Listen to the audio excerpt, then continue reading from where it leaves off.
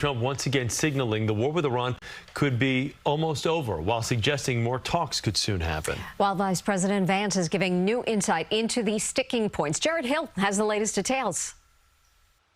I think it's close to over, yeah. I mean, I view it as very close to over. In a new interview, President Trump says the war with Iran is almost at an end. If I pulled up stakes right now, it would take them 20 years to rebuild that country. I think they want to make a deal very badly. Tuesday, the president told the New York Post a second round of direct talks with Iran could be happening over the next 2 days. He doesn't want to make like a small deal.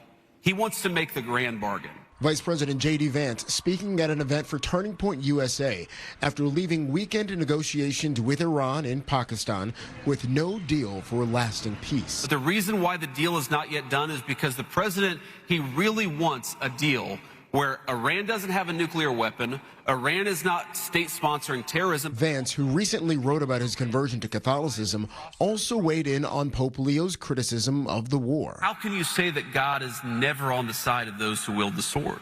Was God on the side of the Americans who liberated France from the Nazis? As the fragile ceasefire continues, so too does the U.S. military's blockade of the Strait of Hormuz.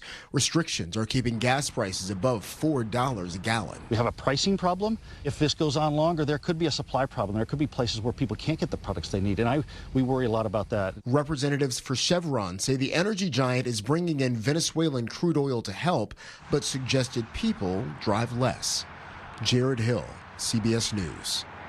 A U.S. official tells CBS News American negotiators asked Iran to stop enriching uranium for 20 years, along with all kinds of other restrictions, but Iran refused, instead reportedly offering a 5-year moratorium.